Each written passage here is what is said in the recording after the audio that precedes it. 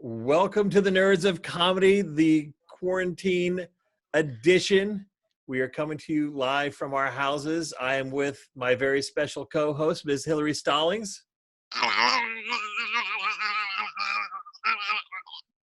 And that is why we're recording separately. Hillary, what are we talking about today? Gremlins 2, duh. Sean, I was a gremlin. No, I figured. We are talking Gremlins 2 with Miss Molly Graham. Welcome. Hey. Molly from the How Embarrassing podcast. Don't feed me after midnight. You can also find Molly in Girlprov and Panties in a Twist. Yeah, and like a million other things. I'm very popular. Yes, you are. If you go to the Nauticus Facebook page, are you still doing fun things? Yeah, there's still some videos popping up there. I'm all around this town, let me tell you. You really are. Kogan's Pizza. Yeah, you may have seen me at Kogan's once or twice. On the patio. Mm-hmm. On the patio, yeah. Mm-hmm. R.I.P. Social times. So we are here today to talk about Gremlins 2. Yes. So when I did your podcast, How Embarrassing, and when we wrapped up, I was like, hey, you should be on the Nerds of Comedy. If you could do any movie in the world, what would it be? And Gremlins 2, baby. Why Gremlins 2?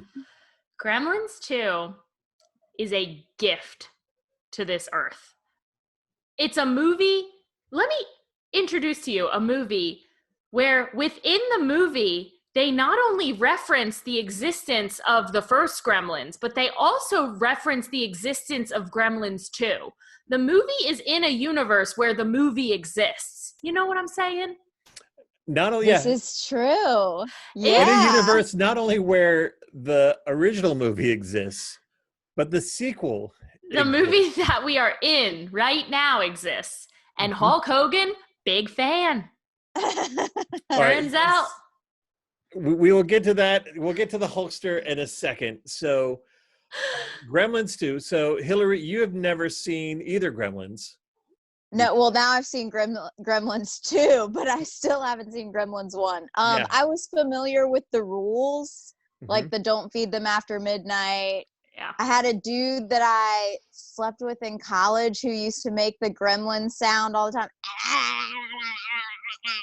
Wait, while you so that was relatable. Maybe. Okay. Interesting. And yeah, nope, never seen Gremlins 1. Only seen Gremlins 2 now. And there was a lot going on in this. They pack in the Gremlins, this movie. That's another great thing about Gremlins 2 is they like just accept that they're this whack ass movie and they just pack in the crazy and like pack in all these Gremlins. Like they're like, you know what? Let's do all the Gremlins. The Gremlin and like they just have so much fun. It's just you could tell they just were like any pitch, they were like, yeah, let's do that. Sure, we'll do that too. Everyone's like, let's have a veggie gremlin in a salad bar. And they're like, yup, that checks out. I love it. There is a very famous Key and Peele sketch. It's called the Gremlins 2 pitch meeting, where he comes in and there's a table full of writers and he goes around the room asking each writer, if you could be any gremlin in the world, what kind of gremlin would you be? What about a spider gremlin? You mean a gremlin with 8 legs and a thorax just catching pretty ladies in a web in an office building? Oh my God, it's in the movie. I love it! Next! What about a bat gremlin? You mean a gremlin with leathery wings just flying around, flip-flopping, bust through a wall, make a perfect bat symbol in the wall, get outside, get in some wet concrete, jump up on a building and just dry in place like a gargoyle gremlin? We are cooking with gas now. I love it. It's in the movie. Next. Could there be a female gremlin? Lipstick, boobies, bitch, you have me and little gremlin but JJ. I love it so much that it's not only in the movie, but it's definitely in the movie. There's no backsies on that one, no penny taxis. Yes, yes, yes, in the movie, done! That's why we need a woman in the writer's room. That's probably exactly how it happened. Like, What? I don't think that's far from the truth. I want to be a gremlin who can spout wings and fly around like Batman. It's in the movie. I want to be a spider gremlin. Spider Gremlin is wild. It's in the movie.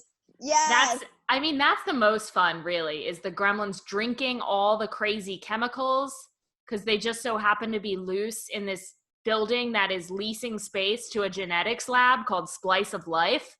So I really like the mad scientist element to the gremlins. It really helped because you see Gremlins 1, you're like, how do we heighten this? And it's like, oh, we heighten it. We blow the roof off this place. We break the fourth wall. We break the fifth wall. We break your necks.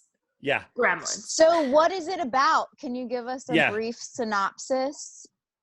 Oh, yes. Okay. So Gremlins 2, the new batch, follows the story of Gizmo, who we met in the first movie, and Billy. So Billy is the kid who had Gizmo in the first movie. He's now 5 years later, all grown up, living in New York City, still dating the same lame-ass girlfriend, worst character in any movie. I hate her so much. I'll get into it. So Billy is working now at this like futuristic smart building that seems to have a ton of problems of its own. But he's a high-powered architect now trying to make it. And Gizmo comes back because the old man who raised him dies. Which is so sad. Yeah. Can we talk about, okay, so within the first 5 minutes, I don't like when animals or like cute things are sad or like anything bad happens to them. And within the first 5 minutes, this like adorable little thing, I know. like Ewok, is he's like sad, sitting there like whimpering, like, oh my God, it was so sad. his like only friend in the world is dead now. Yeah. So Gizmo reunites with Billy in a kind of insane way. Gizmo ends up in this crazy lab in the same building that Billy's working in, and Billy hears a delivery boy whispering the song, or whistling the song that Gizmo used to sing. And he's like, where'd you hear that? And the delivery guy's like, oh yeah, I think it was in the lab on the 50th floor. I'm like, okay, that's fucking wild. Gizmo, of course, through a series of events, gets wet, which we all know makes the gremlins multiply. And these gremlins wreak havoc on the whole building. They really a water do. fountain. A water fountain. There's water a broken fountain. water fountain, and it just so happens to hit Gizmo, and chaos ensues. It almost becomes Die Hard. It's gremlins in a building. Yes. As the first one, gremlins in a small town. This is gremlins. This is gremlins in a building. Mm-hmm. So is this supposed to be set in the future? Like it's 1990. Yeah. The actual movie was filmed in 1990. Were they trying to set it in some sort of future? It was in like a smart house building. It was just that it was set in like present day, but the building was so advanced and like technologically okay, and it was supposed to be like Trump, right? Yes. Okay. Okay. But my favorite part is that it's this smart building that is always malfunctioning. And efficiency.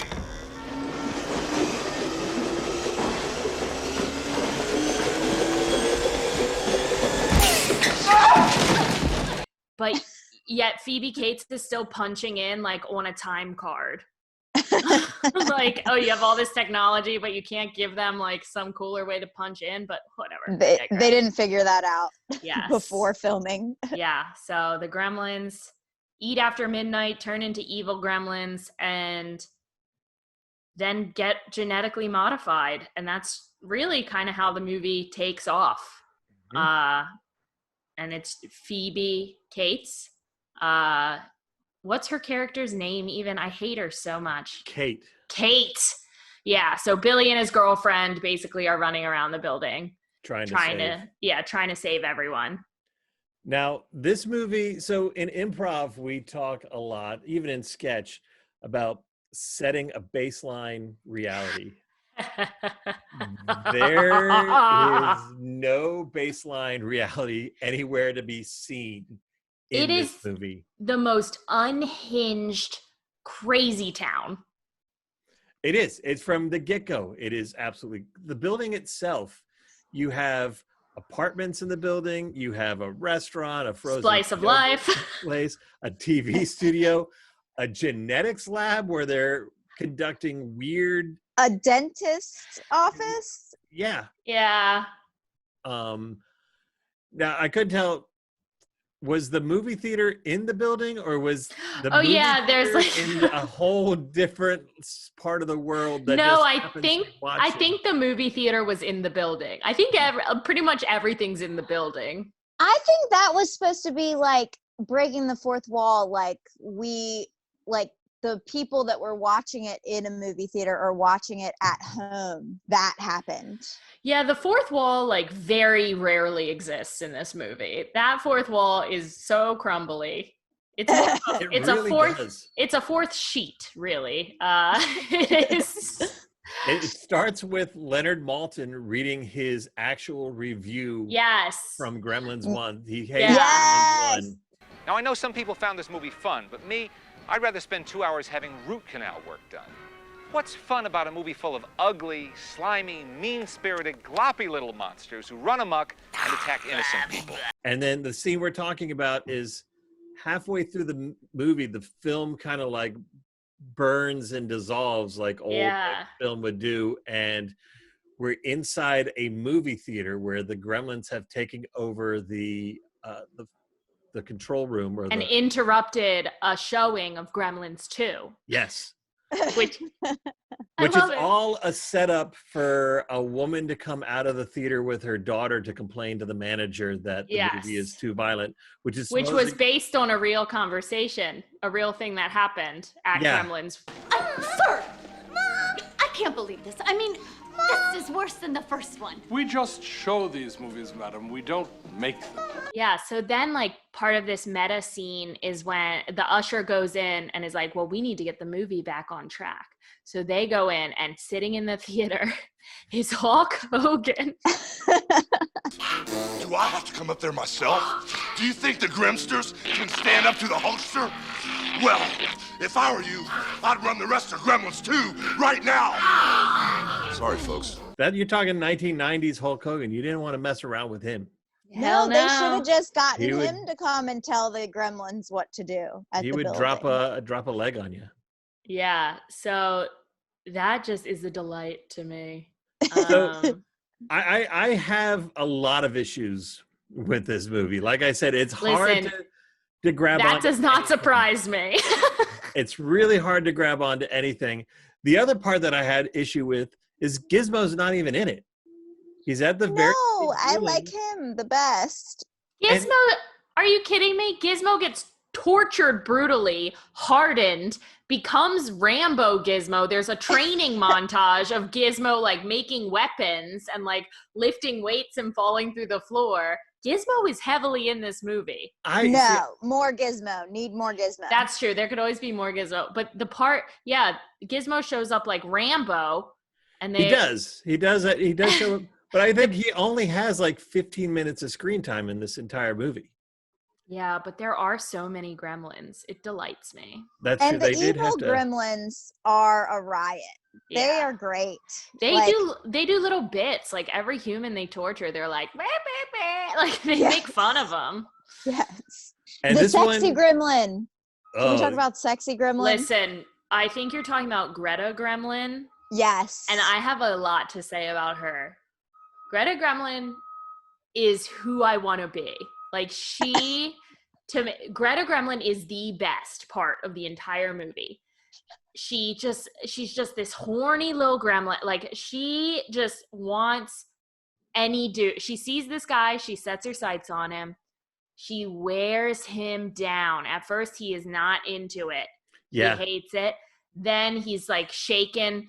brutally sexually assaulted by this female sexy gremlin.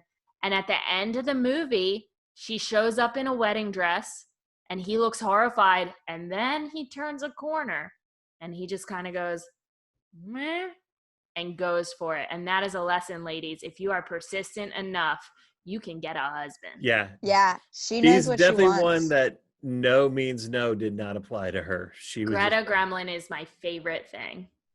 She's kind of like a Miss Piggy. She's like the Miss Piggy of Gremlins. Yeah. But like she's like a sluttier Miss Piggy. Mhm. Yeah. Yeah. Yeah, and better clothes. I love her. I love her. Then you also had Albert Einstein Gremlin. Yes. So one of the gremlins, Brain. His name was Brain. Brain. Yeah, one of the gremlins in the lab becomes super smart. And I guess he's the one that starts injecting all the other gremlins with the genetic material to make them into the spider gremlin, the bat gremlin. Mm-hmm. But he talks and he's very well spoken. He's voiced by Tony Randall. But then he is also extremely violent. We want to be civilized. I mean, you take a look at this fellow here.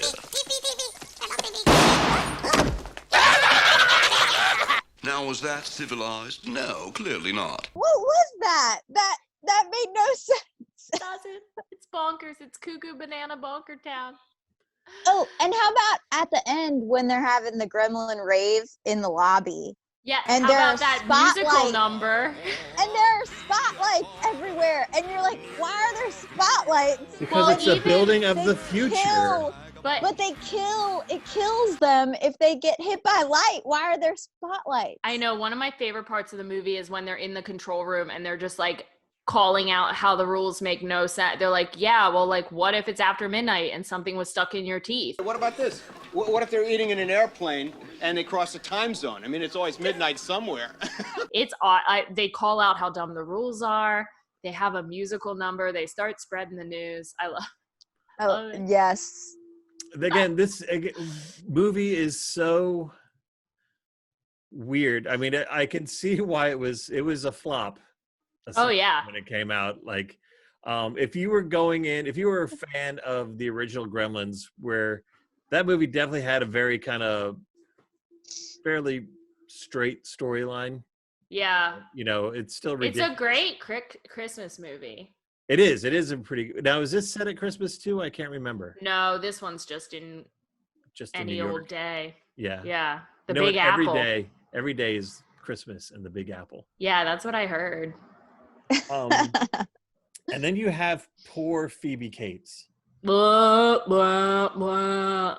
who in the first movie is, I guess she comes off a little bit better, but has we were talking about this beforehand, the worst monologue in the history of movies.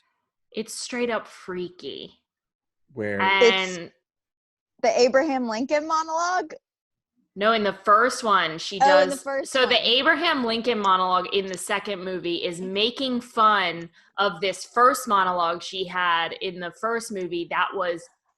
It came out of nowhere. It didn't like fit with the movie at all. It was like dark and terrible about how they found like her dad's body in a chimney dressed as Santa Claus. Like brutal and creepy. Yeah, it's like throughout the movie, she keeps on saying she hates Christmas. And then in this weird moment during the action, she stops to have this dramatic monologue about how her father dressed up as Santa Claus to surprise them. Yeah. And slipped and fell and broke his neck and got stuck in the chimney. And 5 days later, they had no idea where he was, and they started smelling him. And they thought it was an animal. And it was chimney. So, oh my God, that's one of the funniest things. It's fucking nuts. So but it's not played for laughs. I want to watch that now. It is played dead serious. It is played so serious. So in the second movie, she starts that Abraham, the monologue about Lincoln. She made me a peanut butter and jelly sandwich. I was going through that peanut butter and jelly sandwich phase. And this man with this beard and a hat looked just like Abe Lincoln. Honey, I really don't think we've got time for this now, you know? Oh, I'm watching the first one. I love now. a movie. That's I amazing. feel like Gremlins 2 is almost like a spoof of Gremlins 1. I love it. It really is. And it's also like they took everything that people hated about the first Gremlins and decided, let's focus on this. Let's amplify it. Yeah. Let's take people like cute little Gizmo. Let's, lose him for 2/3 of the movie and only bring him back at the end. Yeah. And then let's just amplify everything else that people hated about Gremlins 1. This film almost and throw in a sexy gremlin. Let's get some sex in this Gremlins, man. It feels like a big kind of FU to the audience. I love it. I love it so much. This is one of those. It better than Gremlins 1? Yeah, the way I would put it is that Gremlins 1 is the movie you watch with your wife and kids. Gremlins 2 is the movie you watch with your mistress. You know what I mean? Yeah, like Lady in the Streets, Freak in the Sheets. Yeah, it's like your dirty little side movie. That's a good way to phrase it. I love it. I love it. All right, so Molly, for people who have not seen Gremlins 2, why should they go out and watch it? Gremlins 2, it's like a delicious fever dream of crazy town. You watch it, it's almost like the car crash thing. Like, you can't stop watching it because it's so brutal. Gremlins 2 is so out there and so wild. I just love to watch it and think about how much fun this movie must have been to make. Like, they just throw whatever the fuck they want in this movie. And it's like, there are so many moments that you just go, what the fuck? And I love that about it. Gremlins 2 is a wild ride. So I would say it's by no means a good movie in the traditional movie sense. It is. It is not a very good movie. If you're looking for like a coherent storyline and characters you care about, character development. If you're looking for character development, a good storyline, anything that makes sense, and I don't know, a moving score, this is not the movie for you. But if you're looking to have a good time, and maybe, I don't know, maybe you've had a couple beers, maybe you just want to have a fun little movie on. Gremlins 2. This is kind of like the Tijuana donkey show of movies. I love it. I love it. All right, Molly, I don't want to watch that. The Tijuana donkey show of movies? No, I don't want to watch. You did. You did. You watched Gremlins. I gotta tell you, you just watched it. Ah, shit. Now, Hillary, for someone who's never seen Gremlins, watching this movie, does this make you want to go seek out Gremlins 1? Kind of. I think talking to you guys about Gremlins 1 makes me want to go seek out and watch Gremlins 1. Because you know, if you've watched any of my previous episodes, but I have a pretty dark sense of humor, and that Santa Claus monologue sounds right up my alley. You're gonna love that I sometimes look it up on YouTube just to watch it, because it just, oh my god. And Gizmo's reaction, like, she says this wild shit and Gizmo's just like, oh my god, I can't wait. I never knew I could love a puppet until I met Gizmo. He's so cute. He's so cute. He is He's very so cute. Stinking cute. Although his hands are weird. There's a lot of close-ups on his hands. Yeah, he has little old man hands. Yeah, and supposedly they got a real person to do the hand work for him, especially with like the bow and arrow and stuff like that. Yeah. His hands, I thought his hands were creepy. They didn't look cute. Well, in the original Gremlins, Gizmo was supposed to turn evil, like with all the other Gremlins. But Steven Spielberg, who produced the movie, was like, no, like, he's too cute. You cannot turn that adorable thing evil. People are going to freak out and hate it. So Gizmo is good. So you have to give it up to Steven Spielberg. All right, this has been Gremlins 2. Molly, where can people find all your amazing work? I'm so glad you asked. You can follow me on Instagram at Molly Dactyl. You can follow me on Twitter at LaughAtMolly. I've been putting out some great content with this quarantine. Let me tell you, cranking out the vids. You can see me perform at the Push Comedy Theater if it ever reopens again. And you can find my podcast, How Embarrassing with Molly and Jeff, on all podcast platforms, and you can follow How Embarrassing Podcast on all social media as well. And that, let me tell you, it's the goods. Hillary's been a guest. Sean's been a guest. You can really just get into the nitty-gritty of everyone's backstory here. And what about Hillary? Do you have anything fun and exciting coming up? I was on an episode of Quarantinder, so you should check out Quarantinder. Hell yeah. Molly and I will be on the one this weekend, I believe, if we were chosen. You see me for 1 second. It's pretty both of breathtaking. us. Yeah. You will. This will come Keep your out pants after that on. episode. So yeah, you will find them on episode 4 of Quarantinder. I had to think where we were in the Good job. Yeah. the lineup. And I'm in Faces for Radio, so we're planning on putting out some digital content here soon. Hell yeah. And Hillary, do you have any words for Brad McMurrin? He's been Brad, I'm sorry, Sean and I discussed it, and I'm the co-host now, so you're out. Who's Brad McMurrin? I've never heard of him. Mm-hmm. Oh, he was the other host of Nerds of Comedy for a while, and he just he kind of sucked, so we kicked him out, and it's me now. It's me and Sean now. That makes sense to me. Yeah. It's for the best. It's it's just a business decision. It's nothing personal. Yeah, I mean, I'm a lot better looking than him too, so I think people might come back for that as well. I feel that. Yeah. So there you go. That's all the inside baseball here at the Nerds of Comedy and the Push Comedy Theater.